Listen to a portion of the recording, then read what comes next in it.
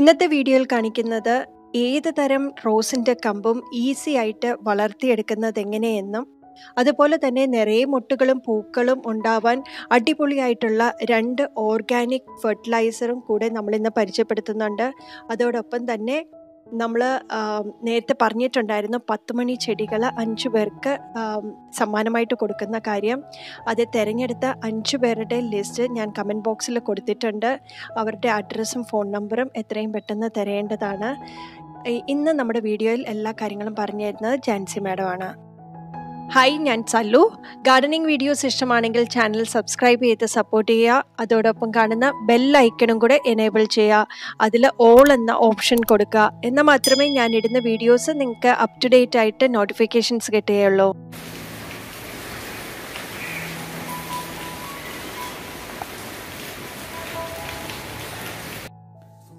Hi friends, എല്ലാവർക്കും സുഖമാണല്ലോ അല്ലേ? ഞാൻ ഇന്ന് ഷെയർ ചെയ്യുന്നതേ നമ്മൾ റോസൊക്കെ ഹാർഡ് പ്രൂൺ ചെയ്ത് അല്ലെങ്കിൽ വെട്ടി നിർത്തിയതിന് ശേഷം നിറയെ മുകുളങ്ങളൊക്കെ വന്ന് എൻ്റെ റോസിന് കൊടുക്കുന്ന ഒരു 2 ഓർഗാനിക് ഫെർട്ടിലൈസർ നിങ്ങളെ പരിചയപ്പെടുത്താനും അതുപോലെ ഈ റോസിൻ്റെ കമ്പുകൾ വളരെ ഈസി ആയിട്ട് മുളപ്പിച്ചെടുക്കുന്ന ഒരു രീതി നിങ്ങളുമായിട്ട് പങ്കുവയ്ക്കുവാനാണ് കേട്ടോ. ഞാനിതിനു മുമ്പ് റോസിൻ്റെ കെയറിങ്ങിൻ്റെ 2 വീഡിയോ ചെയ്തിരുന്നു. രണ്ടാമത്തെ വീഡിയോയിൽ നിങ്ങൾ കണ്ടിട്ടുണ്ടാവും, നിറച്ച് പൂക്കളുണ്ടായി നിന്ന ഒരു റോസാണിത്. അപ്പോൾ ഈ റോസ് പൂക്കളൊക്കെ ഉണ്ടായി, അത് പൂക്കളൊക്കെ കഴിഞ്ഞ് കഴിഞ്ഞപ്പോൾ ഞാൻ കാർഡ്ബോർഡിങ് ചെയ്തതിന് ശേഷം വന്ന മുകുളങ്ങളാണ് കേട്ടോ ഇത്.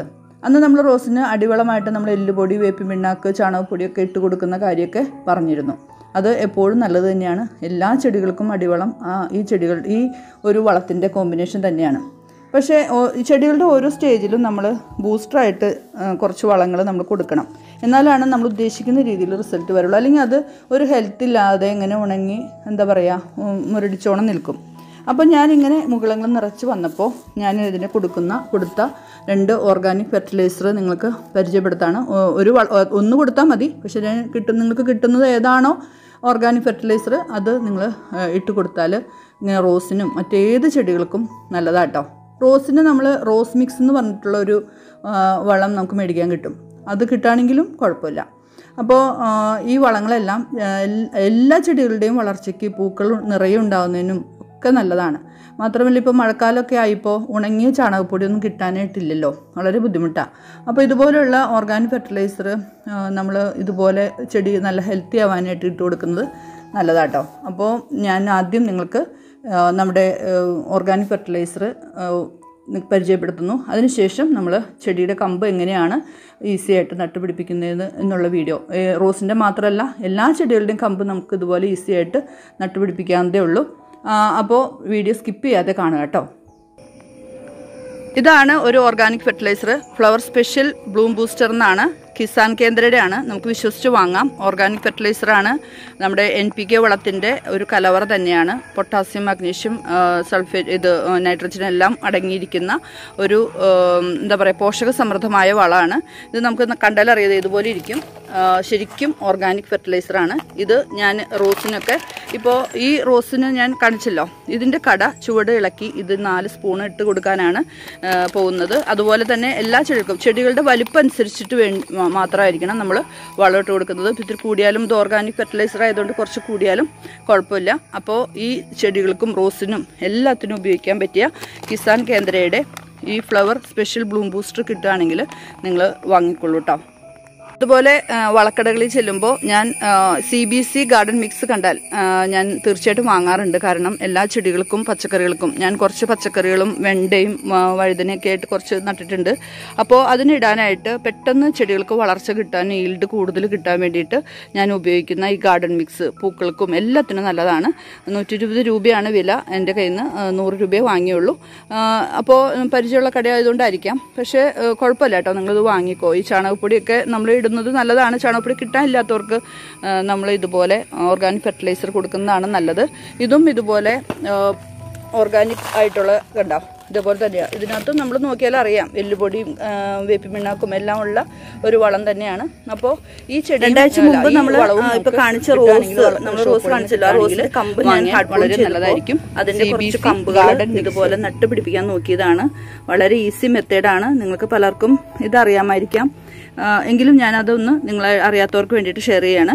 വേറെ ഒന്നുമല്ല, നമ്മൾ സാധാരണ മണ്ണിൽ കുറച്ച് മണലും മണ്ണും ചേർന്ന മണ്ണായാലും, മണ്ണ് കട്ടിയുള്ള മണ്ണാണെങ്കിൽ അതിനകത്ത് കുറച്ച് കൊക്കോപ്പീറ്റും കൂടി ചേർത്ത്, വേറെ വളം ഒന്നും ചേർക്കണ്ട. നമ്മൾ ചട്ടിയിൽ മണ്ണെടുത്തതിന് ശേഷം ഈസി ആയിട്ട് നമുക്ക് അതിൻ്റെ കമ്പ് നട്ട് ഇതേപോലെ നട്ട് പിടിപ്പിച്ചാൽ വളരെ വേഗം മുള വരും. മുള വരുന്നു മാത്രമല്ല, നല്ല ഹെൽത്തി ആയിട്ട് നിൽക്കും. അതുപോലെ നമ്മളിപ്പോൾ പല റൂട്ടിംഗ് ഹോർമോൺ ഉപയോഗിച്ച് നമ്മൾ കമ്പുകൾ നട്ട് പിടിപ്പിക്കാറുണ്ടെങ്കിലും പലപ്പോഴും കുറേ നട്ടാലാണ് ഏതെങ്കിലും ഒന്ന് സക്സസ് ആവുള്ളൂ.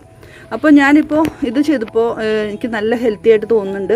ഇപ്പോൾ 2 ആഴ്ച കഴിഞ്ഞു. ഇനി ഇതിൻ്റെ കവറൊക്കെ മാറ്റി നമുക്ക് നല്ല എയറുള്ളിടത്ത്, നല്ല ഒരുമാതിരി സൂര്യപ്രകാശം കിട്ടുന്നിടത്ത് വെക്കേണ്ട സമയമായി. അപ്പോൾ അത് നിങ്ങളെ അതൊന്ന് കാണിച്ചു തരാൻ വേണ്ടിയിട്ടാണ്. പിന്നെ ഇതെങ്ങനെയാണ് നടന്നതെന്നും കൂടി ഞാൻ നിങ്ങൾക്ക് ജസ്റ്റ് ഒന്ന് കാണിച്ചു തരാം കേട്ടോ. അപ്പം നമുക്ക് ഇതിൻ്റെയൊക്കെ മുളകൾ വന്നേക്കുന്നതൊക്കെ ഒന്ന് നോക്കാം.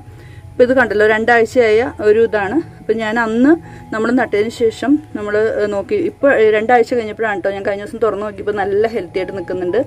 ഇപ്പം ഞാൻ നിങ്ങളൊന്ന് കാണിച്ചു തരാം. കണ്ടോ, ഇതേപോലെ ഇലകൾ വന്ന് നല്ല ഹെൽത്തി ആയിട്ട് എത്ര മുകുളങ്ങളാന്ന് നോക്കി. അത് മാത്രമല്ല, നമ്മൾ റൂട്ടിംഗ് ഹോർമോൺ ഉപയോഗിച്ച് നമ്മൾ ചെടികൾ നട്ടാലേ ഇത് മുളച്ചു വരും. പെട്ടെന്ന് മുളച്ച് വന്ന് അതിന് ഒരു ഉഷാറായിട്ടൊക്കെ നിൽക്കണമെന്ന് നമ്മൾ വിചാരിക്കും രക്ഷപ്പെട്ടു എന്ന്. പക്ഷേ അതിൻ്റെ ചുവട്ടിൽ നിന്നൊരു കറുപ്പ് നിറം വന്ന് ആ കമ്പുകൾ ഉണങ്ങി കുറേ കഴിഞ്ഞ് കഴിയുമ്പോൾ ചില കമ്പുകൾ അങ്ങനെ ഉണങ്ങി പോകുന്നുണ്ട്. അപ്പോൾ ഇത് അങ്ങനെ ഇല്ല കേട്ടോ. കണ്ടോ, നല്ല ഹെൽത്തി ആയിട്ടാണ് നിൽക്കുന്നത്. അപ്പോൾ ഇതേപോലത്തെ മെത്തേഡാണ് നിങ്ങളൊന്ന് കാണിച്ചു തരുന്നത്. അടുത്തൊന്ന് നോക്കാം. കണ്ടല്ലോ, കണ്ടോ എത്ര ഇതളുകളാന്ന് നോക്കി. നമുക്ക് ഈസി ആയിട്ട് ചെയ്തെടുക്കാവുന്നതേ ഉള്ളൂ. നമ്മൾ ഇത് നട്ടതിന് ശേഷം തണലുള്ള ഭാഗം, പക്ഷെ പാർഷ്യലി വെയിൽ കിട്ടാവുന്ന രീതിയിൽ നടണമെന്ന് മാത്രമേ ഉള്ളൂ കേട്ടോ. അപ്പോൾ അത് ഒരെണ്ണം. ഇതും അങ്ങനെ കിട്ടിയിട്ടുണ്ട്. ഇത് ചെറിയ കമ്പായിരുന്നു, എന്നാലും അതിനും അത്യാവശ്യം മുളയൊക്കെ വന്നിട്ടുണ്ട്.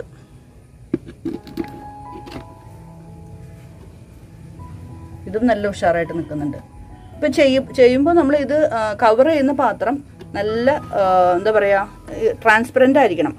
നമ്മൾ എടുക്കുന്ന ടിന്നിൻ്റെ കവറ്, ഇത് മൂടാനായിട്ട് ഉപയോഗിക്കുന്ന ടിന്നിൻ്റെ കവറ് ഇതേപോലെ ആയിട്ടുള്ളതായിരിക്കരുത് കേട്ടോ.